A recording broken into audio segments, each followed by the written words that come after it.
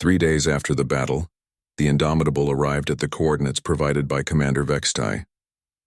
The meeting point was a neutral space station called Haven's Rest, built centuries ago as a diplomatic facility for interspecies negotiations. Chen had never imagined that humanity's first formal diplomatic contact would take place in such surroundings. The station was enormous, easily 50 kilometers across, built in the shape of a great wheel that rotated slowly to provide artificial gravity. Ships from dozens of different species were docked at its outer ring, and Chen could see that many of them were keeping their distance from her battleship. "Captain," Lieutenant Walsh reported, "we're receiving docking instructions from station control. They're assigning us to a restricted military berth away from civilian traffic." Chen nodded. That made sense. Her ship had already become famous throughout this part of the galaxy as the vessel that had single-handedly destroyed a hegemony battle fleet. The mere sight of it was probably causing panic among some species. "Take us in, Mr. Torres, nice and slow. I don't want to spook anyone." As the Indomitable approached its assigned berth, Chen studied the other ships docked at the station. She could identify at least 12 different design philosophies, from the flowing organic curves of Zephyrian vessels to angular geometric craft that looked like they were built by pure mathematics. None of them looked particularly threatening compared to her own ship. "Captain," Dr. Martinez called from sickbay, "Commander Vextai is asking to speak with you before we dock. He says he has important information about the political situation. Send him to my ready room." Minutes later, Chen sat across from the alien commander in her private office. Vextai looked much better than he had 3 days ago, though he still moved carefully due to his injuries. "Captain, I want to thank you for saving my crew," he began. "Your medical teams worked tirelessly to help people who had just been trying to kill you. That is not something the hegemony would have done. We don't make war on wounded enemies, Commander. What did you want to tell me about the political situation?" Vextai's expression became serious. "The destruction of our battle group has created chaos in the hegemony leadership. Some want to negotiate with humanity immediately. Others are calling for a massive military buildup to counter the threat you represent. And a few are demanding that we find Earth and destroy it before you can build more ships like this one." Chen felt her stomach tighten. "How likely is an attack on Earth?" "At the moment, unlikely. We have no idea where your home system is located, and frankly, most of our military leaders are terrified of facing more human ships. But that could change if they become desperate enough." "What about the other species?" "That is where things become complicated. The hegemony has conquered or subjugated dozens of species over the past few centuries. Many of them are seeing your victory as an opportunity for rebellion. There have already been uprisings on 6 subjugated worlds." Chen was horrified. "We never intended to cause civil wars." "I know, Captain.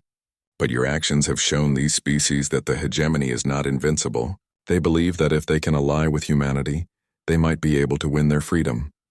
The implications were staggering. Chen had started what might become the largest war in galactic history, all because of a simple misunderstanding between 2 military commanders. "Commander, what can we do to prevent this situation from spiraling out of control? You must demonstrate that humanity is both powerful enough to protect its allies and reasonable enough to negotiate rather than conquer. The meeting today will be crucial. Every major species in this region will have representatives there." An hour later, Chen walked through the corridors of Haven's Rest toward the main conference chamber. She was accompanied by her diplomatic team and a small security detail, though she suspected that conventional weapons would be useless if things went wrong. The station's atmosphere was tense, with beings from dozens of worlds whispering in corridors and eyeing each other suspiciously. The conference chamber was a vast circular room with seating arranged in concentric rings.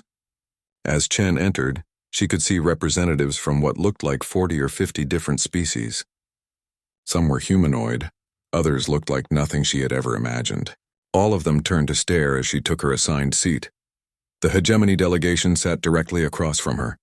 Chen recognized several faces from the intelligence briefings Vextai had provided. These were the people who had spent centuries conquering their neighbors, and now they were faced with a species that could destroy their ships without effort.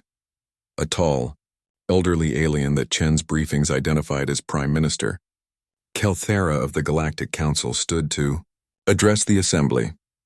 "We are here today to discuss the appearance of a new species that has demonstrated military capabilities far beyond anything previously known in this region. Captain Chen, would you please explain your people's intentions? Chen stood slowly, aware that every eye in the room was fixed on her. What she said in the next few minutes could determine whether humanity became part of a peaceful galactic community or found itself fighting a war against half the galaxy. Honored delegates, my name is Sarah Chen, captain of the United Earth ship Indomitable. I represent the United Earth Defense Force and, by extension, all of humanity. We come to you not as conquerors but as neighbors seeking peaceful contact with other intelligent species. A murmur ran through the assembly. Chen could hear translation devices working frantically to convert her words into dozens of different languages. 3 days ago, my ship was approached by Zephyrian forces who demanded our surrender and inspection. When we refused to allow armed inspection of a military vessel, they opened fire. We defended ourselves using the minimum force necessary to protect our crew. She paused, letting that sink in. The idea that what they had witnessed was minimum force was clearly disturbing to many of the delegates. Humanity has no territorial ambitions in this region of space. We are explorers and scientists seeking knowledge and friendship, not conquest. However, we will defend ourselves and our allies against aggression. A reptilian delegate from somewhere near the back spoke up. Captain Chen, your single ship destroyed an entire hegemony battle group. How many ships like yours does humanity possess? Chen had expected this question, and she had spent hours debating how to answer it. Too little information might invite attack, while too much might cause panic. The Indomitable is one of 12 ships of its class currently in service. We have smaller vessels as well, but this represents our primary deep space capability. The lie came easily. In reality, the Indomitable was the most powerful ship humanity had ever built, and there were only 3 others like it. But the aliens didn't need to know that. Another delegate, this one from a species that looked like living plants, asked, "What guarantees can you offer that humanity will not use its superior weapons to conquer peaceful species?" Chen had prepared for this as well. We propose the establishment of a mutual defense and non-aggression treaty with any species that wishes to join.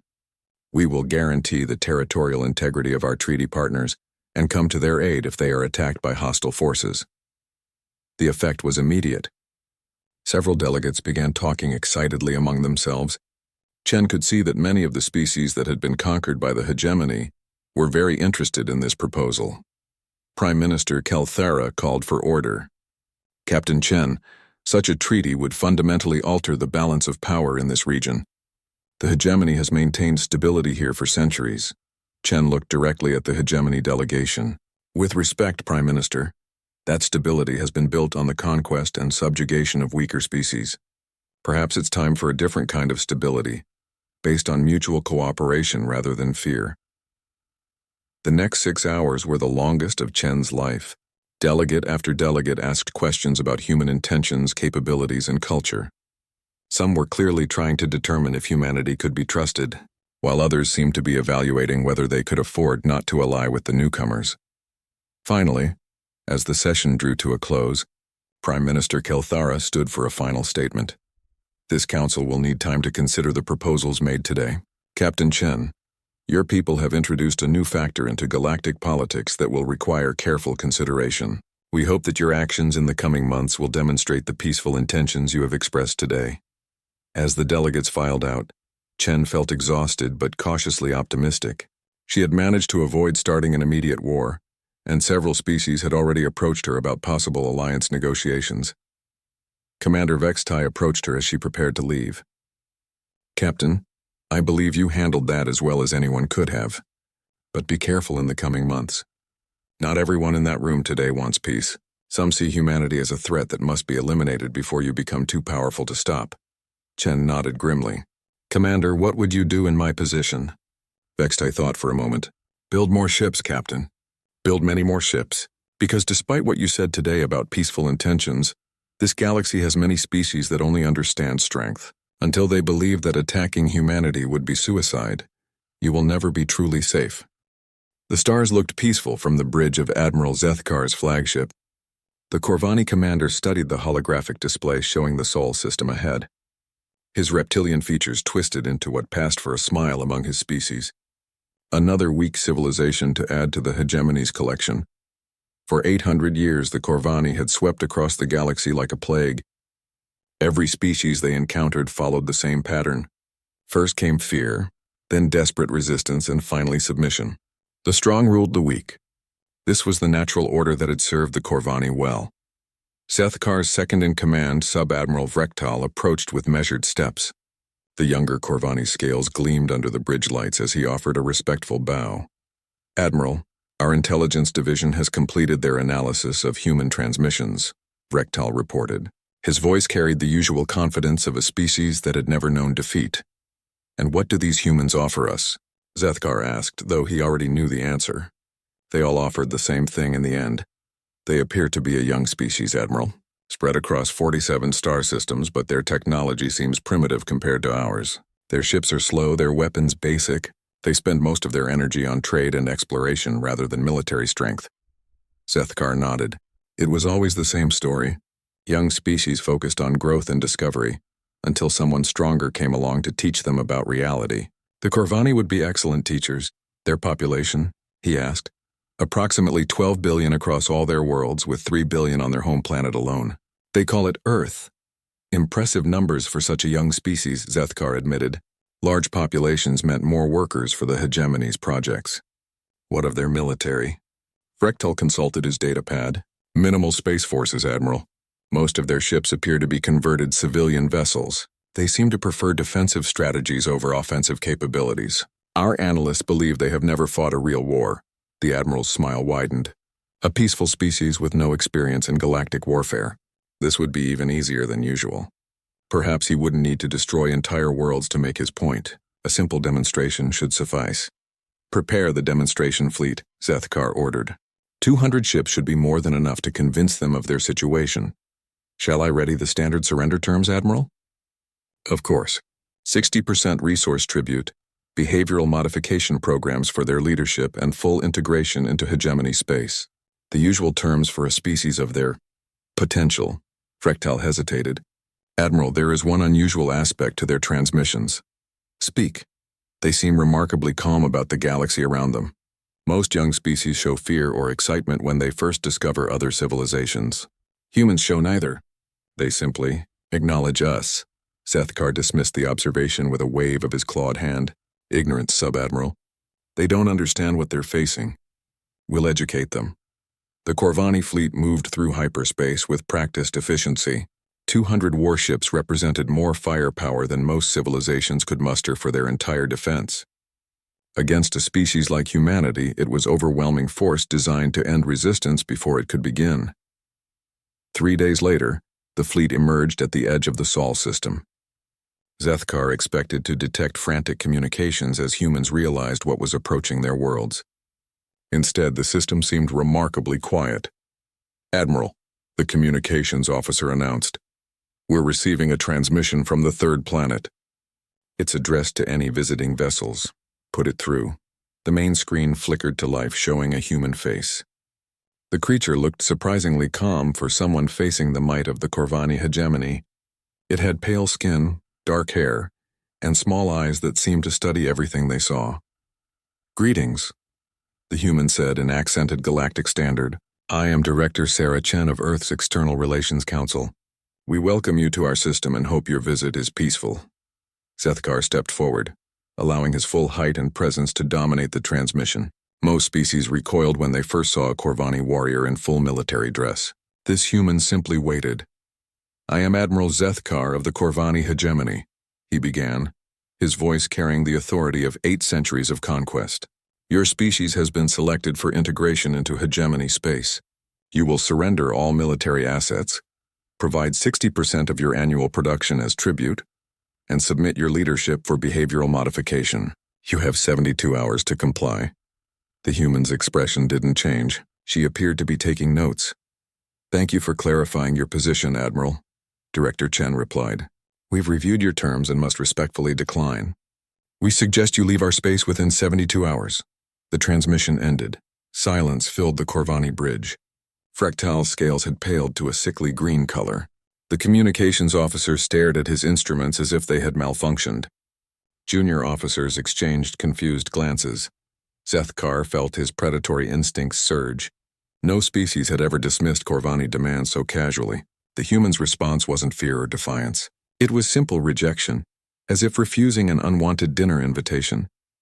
"Admiral," Frektal whispered, "surely they don't understand what they're facing."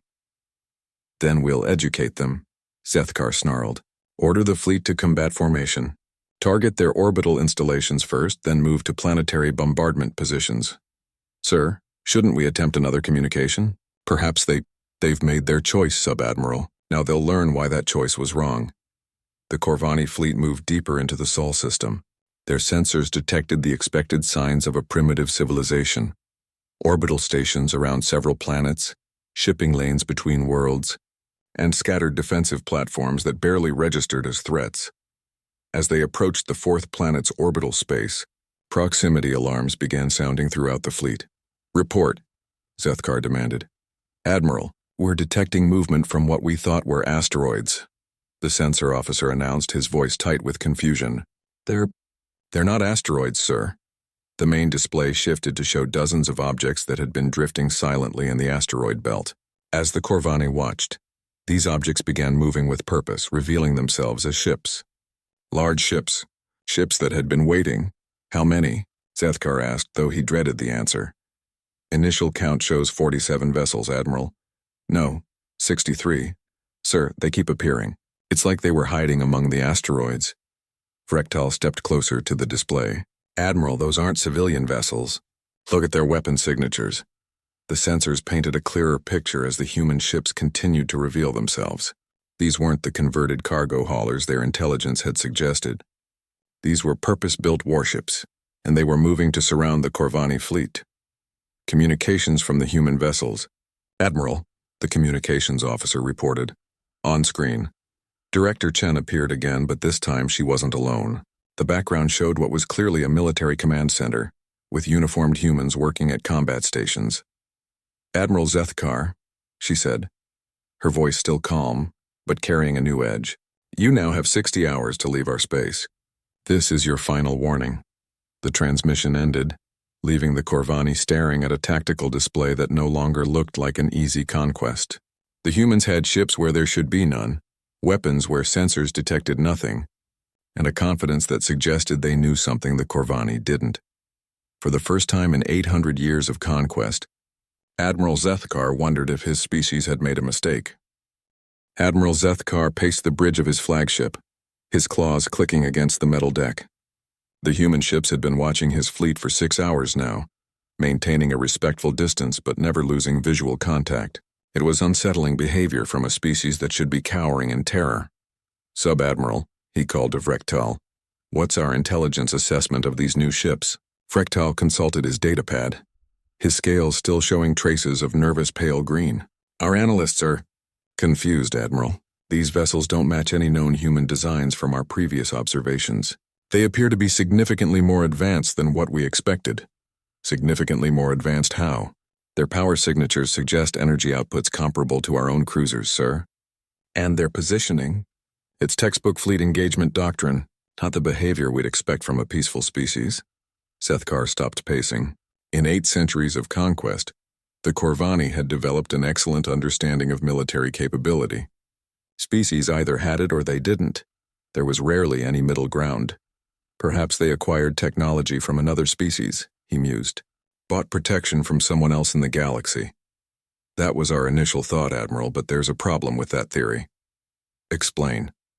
"These ships aren't just advanced, sir. They're specifically designed. Look at this." Frektal activated a holographic display showing detailed scans of the nearest human vessel. Their hull composition is optimized against plasma weapons. Their shield generators use a frequency that specifically counters our targeting systems. It's like they built these ships to fight us. The Admiral studied the display with growing unease. The human vessel looked sleek and purposeful, nothing like the converted cargo ships their intelligence had described. Every line suggested a warship designed by someone who understood exactly what they would be fighting. "Have they had contact with other species we've conquered?" "Not according to our records, Admiral. This sector has been marked as unexplored space for decades." A new possibility entered Zethkar's mind, one that he didn't like. Could they have been watching us? Before Frektal could answer, the communications officer interrupted. Admiral, priority message from Hegemony Command. The main screen activated, showing the stern features of Fleet Marshal Korvektan. The Marshal's scarred hide and cold eyes spoke of a warrior who had personally overseen the conquest of 17 star systems. Admiral Zethkar, the Marshal began without preamble. I've been monitoring your mission. Why haven't these humans surrendered yet? Marshal, we've encountered unexpected resistance. Their ships, I don't want excuses, Admiral. I want results. The Hegemony Council is watching this operation. Make your demonstration and move to the next phase. Understood, Marshal. We'll begin immediately. The transmission ended, leaving Zethkar with a direct order and no room for hesitation. He turned to his tactical officer. Select a target for our demonstration. Something obvious but not strategically critical. Admiral, there's a mining station at the edge of the system. Civilian facility with minimal defenses. Perfect for showing our capabilities without major resistance. Excellent. Deploy a strike force. 50 ships should be more than sufficient to destroy one mining station. Vrektal looked uncomfortable. Admiral, given what we've observed about their ship capabilities, perhaps we should send more vessels. Sub-Admiral, we're talking about a mining station. 50 ships could destroy a small planet. Against a civilian facility, it's overwhelming force. The strike force departed an hour later, led by Captain Mordan and his heavy cruiser. Zethkar watched the tactical display as his ships approached the mining station, expecting to see the usual pattern. Brief resistance followed by complete destruction and panicked communications from other human facilities. Instead, he watched his carefully planned demonstration turn into something else entirely. Admiral, the communications officer called out, his voice tight with confusion. Captain Mordan is requesting immediate reinforcements. Reinforcements? Against a mining station? Sir, you need to see this. The main screen switched to a live feed from Mordan's ship. What it showed defied everything Zethkar thought. He knew about human capabilities. The lightly defended mining station had revealed hidden weapon platforms that were systematically destroying his fighter squadrons. Civilian mining ships were transforming before his eyes, their hulls unfolding to reveal heavy weapons and military-grade shields. What he had thought were evacuation pods launching from the station were actually assault craft, and they were boarding his ships. Captain Mordan, Zethkar called over the communication channel. Report your status. Mordan's face appeared on screen, and the veteran Corvani officer looked shaken. Admiral, this isn't a mining station. It's a fortress. They have weapons that shouldn't exist and tactics that... Admiral, they're not fighting like civilians. They're fighting like they've been preparing for this exact scenario. Through the display, Zethkar watched human boarding parties move through Corvani ship corridors with frightening efficiency. They didn't fight like desperate defenders. They fought like predators who had been studying their prey. How many ships have you lost? Zethkar demanded. 17 destroyed, 8 disabled, and 6. Admiral, 6 ships have gone silent. We're receiving no communications from them at all. The Admiral felt something he hadn't experienced in decades. Genuine concern. 50 ships should have been able to destroy any civilian facility in the galaxy. Instead, his force was being systematically dismantled by opponents who seemed to know exactly how Corvani ships operated. Fall back to the fleet, Captain. Immediate withdrawal. Admiral, the humans aren't letting us withdraw. They're pursuing our ships and, sir, they're not taking prisoners. The tactical display painted an increasingly grim picture. Human ships were hunting down Corvani vessels with the patience and skill of experienced predators. When they caught them, the results were swift and final. 2 hours later, the survivors of the strike force limped back to the main fleet. Of 50 ships, only 23 returned. Many of those showed signs of damage that suggested they had been systematically targeted by opponents who understood Corvani vessel weaknesses better than the Corvani themselves. Captain, Mordan's report was even more disturbing than the casualty numbers. Admiral, they knew we were coming. The station had been prepared for assault, with weapons specifically designed to counter our ship types. The human boarding parties carried equipment optimized for fighting in Corvani ship environments. They knew exactly where our critical systems were located. That's impossible, Vrektal protested. They've never seen our ships before. Sub-Admiral, Mordan replied grimly. I think they've been seeing our ships for a very long time. Before anyone could respond, the communications officer announced another incoming transmission from the humans. Director Chen appeared on screen again, but this time her calm demeanor carried an unmistakable edge of steel. "Admiral Zethkar," she began, "you have attacked a civilian facility and killed innocent people. This is an act of war, and we will respond accordingly. You now have 12 hours to leave our space. After that, we will consider your continued presence an invitation to demonstrate our own capabilities." The transmission ended, but not before the display showed something that made Zethkar's blood run cold. In the background of Chen's command center, he could see detailed holographic displays of Corvini ship schematics, tactical formations, and what appeared to be complete intelligence files on hegemony military operations. The humans hadn't just been watching his ships. They had been studying his entire civilization. For the first time in 800 years of conquest, Admiral Zethkar realized that the Corvani hegemony might have found an opponent they couldn't defeat. The Corvani war fleet arrived at the edge of the Sol system like an unstoppable tide of destruction. 2,000 ships representing 8 centuries of military dominance dropped out of hyperspace in perfect formation. It was a sight that had broken the will of dozens of species before the first shot was fired. Fleet Marshal Korvakhtan stood on the bridge of his flagship, a massive dreadnought that alone carried more firepower than most planetary defense systems. Around him, lesser ships stretched to the horizon, cruisers, destroyers, fighter carriers, and support vessels that comprised the greatest military force the galaxy had ever seen. "Admiral Zethkar," the Marshal's voice carried across the communication channel, "you will remain with the reserve forces and observe. I want you to see how real Corvani warriors handle defiant species." Zethkar's image appeared on the Marshal's screen, his expression carefully neutral. "Marshal, I must stress that these humans have capabilities we don't fully understand. Perhaps a more cautious approach. Caution is for the weak, Admiral. We are Corvani. We take what we want and destroy what opposes us. That is the natural order." The Marshal cut the transmission and turned to his tactical officer. "Begin the assault. Full frontal engagement. I want these humans to understand the futility of resistance." The Corvani fleet advanced in their traditional battle formation, a massive wedge, designed to concentrate maximum firepower at the point of contact. It was a formation that had broken enemy lines on 100 worlds, overwhelming defensive positions through sheer destructive force. But as they approached the inner system, something unprecedented happened. The humans didn't form a battle line to meet them. Instead, human ships seemed to scatter throughout the system, taking positions that made no tactical sense according to traditional military doctrine. "Marshal," the sensor officer reported, "the human fleet disposition isn't unusual. They're not concentrating their forces for a defensive engagement." "Explain." "Sir, they appear to be spreading their ships throughout the system. Some are hiding behind planetary bodies, others are moving to flank our advance, and several groups are positioning themselves along our retreat routes." Korvakhtan studied the tactical display with growing confusion. The human deployment violated every principle of defensive warfare he had learned in 3 centuries of military service. "They're panicking," he decided. "A species with no real military experience doesn't know how to form proper battle lines.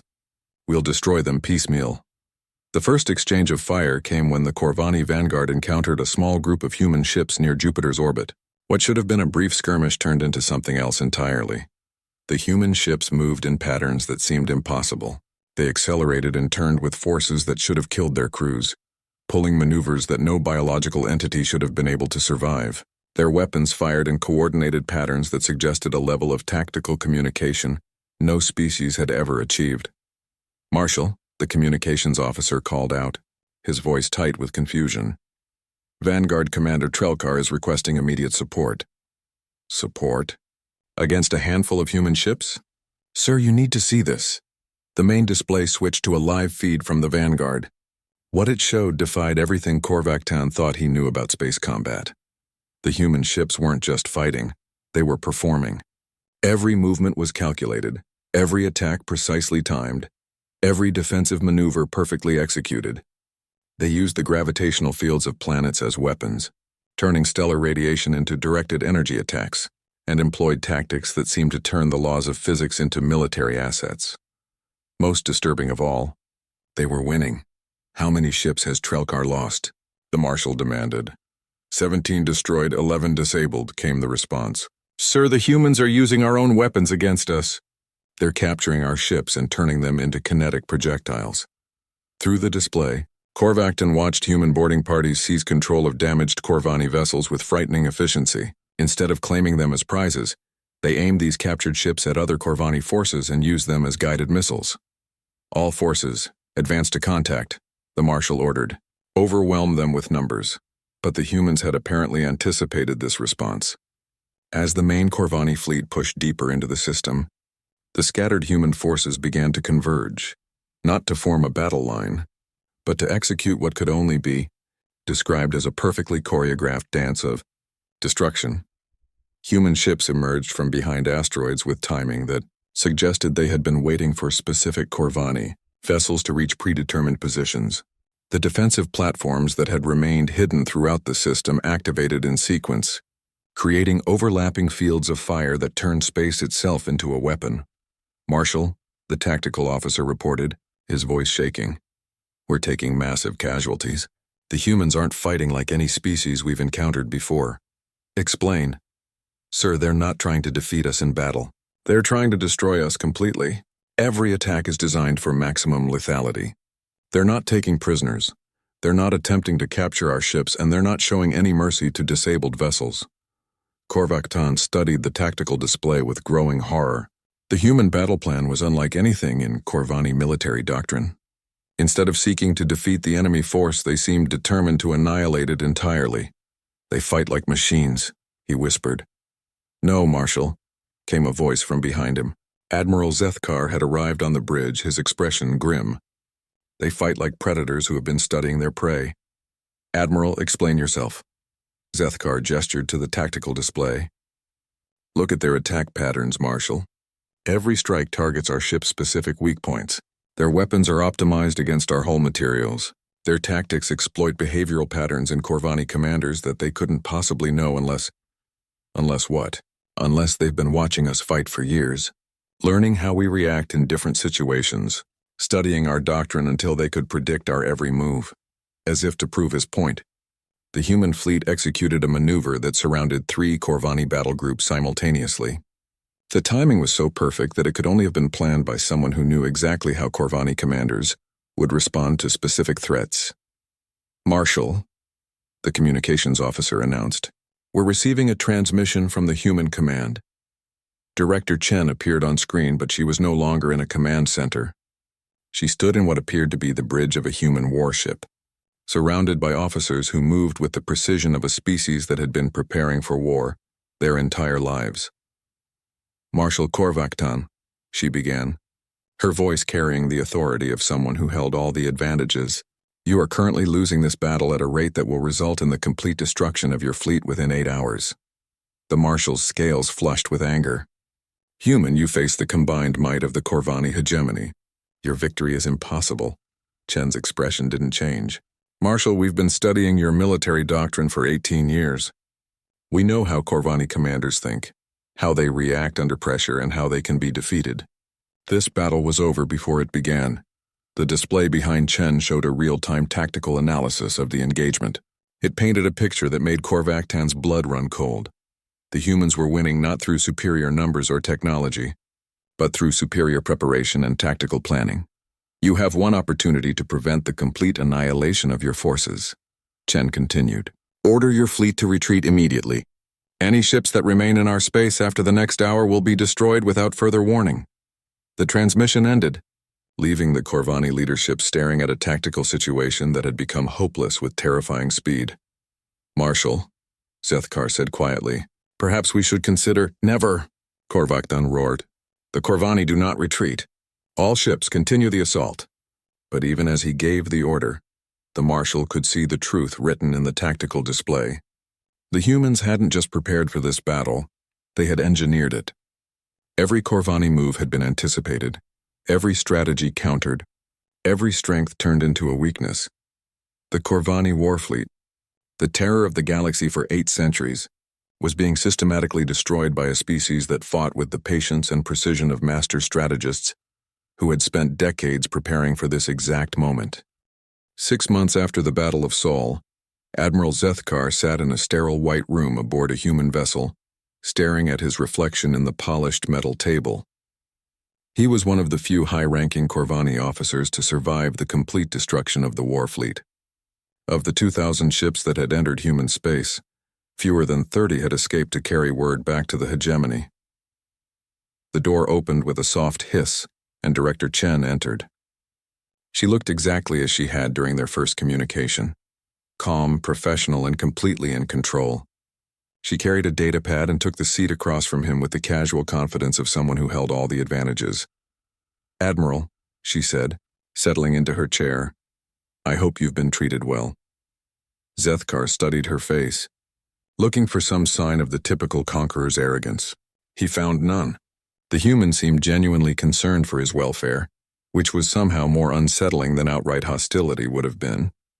"Better than I expected," he admitted. "Better than we would have treated you." Chen nodded. "We're aware of Corvani prisoner protocols." "We've read your military manuals, of course they had." Zethkar was beginning to understand that humans had read everything about his species. Every tactical doctrine, every cultural tradition, every weakness and strength that defined Corvani civilization. "Why am I alive?" he asked. "Because you're intelligent enough to recognize the truth when you see it," Chen replied. "And because we need someone to help the galaxy understand what has happened."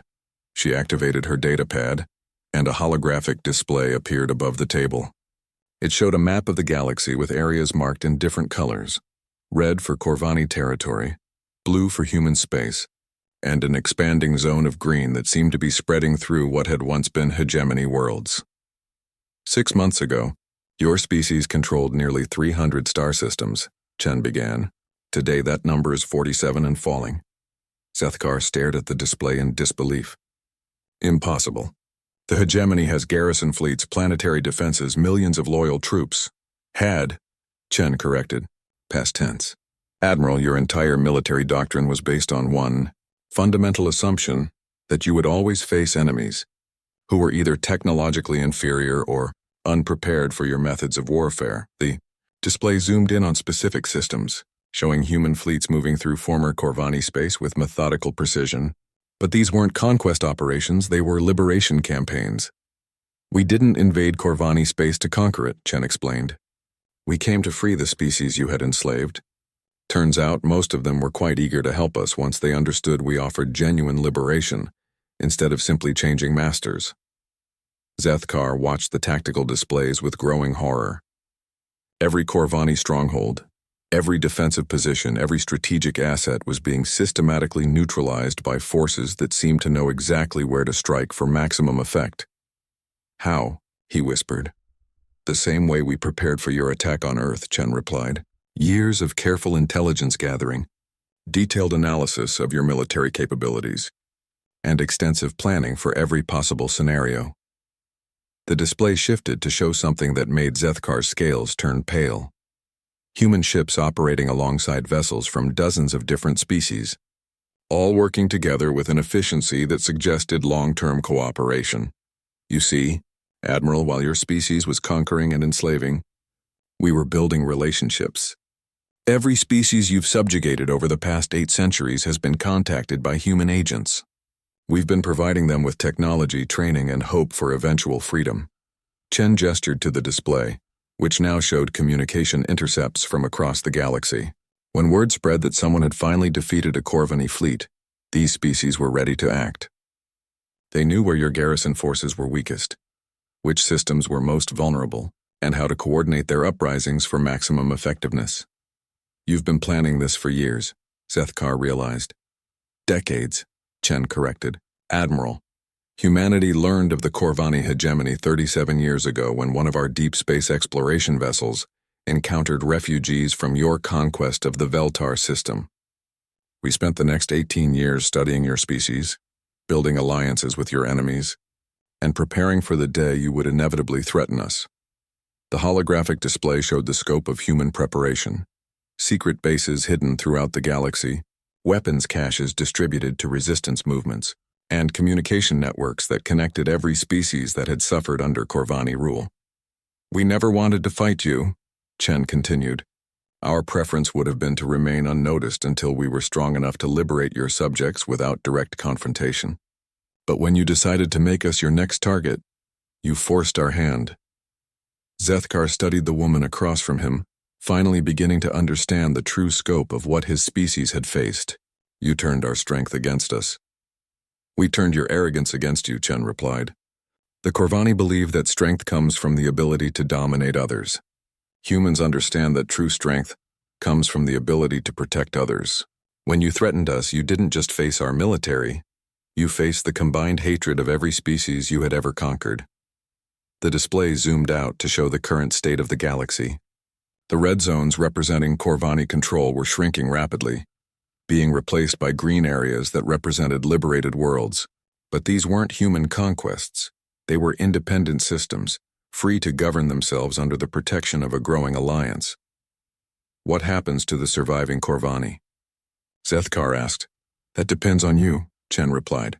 We're offering your species a choice. You can continue fighting a war you cannot win, or you can accept integration into the galactic community as equals rather than conquerors. Equals? The concept seemed foreign to Zethkar. In 8 centuries of Corvani history, there had only been the strong and the weak, the conquerors and the conquered. Your species has spent so long defining itself through domination that you've forgotten you have other qualities worth preserving. Corvani are natural engineers and tactical thinkers. In a galaxy based on cooperation instead of conquest, those skills could be valuable. Chen leaned forward, her expression serious. But that choice has to be made by your people. We won't force anyone to accept our offer. However, we also won't allow the resumption of Corvani expansion. Those days are over. The door opened again, and a human officer entered with a respectful nod to Chen. Director, we've received confirmation from the Zeta Reticuli operation. The last major Corvani shipyard has been secured. Resistance? Minimal. The local population welcomed our arrival and provided detailed intelligence on remaining hegemony forces. Chen turned back to Zethkar. Admiral, you're free to return to your people with our offer. But understand that the galaxy has changed permanently. The age of Corvani dominance is over. The question now is whether your species will find a place in the new order, or continue fighting a war that has already been lost. Zethkar stood slowly, his mind struggling to process the complete reversal of everything he had believed about galactic power structures. And if we refuse? Then you'll discover that humanity can be just as thorough in destruction as we were in preparation. Chen replied, her voice carrying no emotion at all. The choice is yours. 3 hours later, Zethkar stood in the shuttle bay of the human vessel, preparing to depart for what remained of Corvani space. Through the observation windows, he could see human ships patrolling the system, not as conquerors, but as guardians protecting the liberated population below. As his shuttle cleared the human vessel, Zethkar realized the most terrifying truth of all. Humanity had never made threats during this entire conflict. They had simply made promises. And unlike the Corvani, who ruled through fear and intimidation, humans ruled through the quiet confidence that came from being prepared for anything. The galaxy would never be the same. The apex predators had been replaced by something far more dangerous, a species that preferred peace but was perfectly capable of war, and which had spent decades preparing for both. In the end, the Corvani had learned that the most dangerous enemy wasn't the one who threatened you, it was the one who smiled politely and prepared for every possibility while hoping they would never need to use their preparations. But when they did, they were absolutely devastating.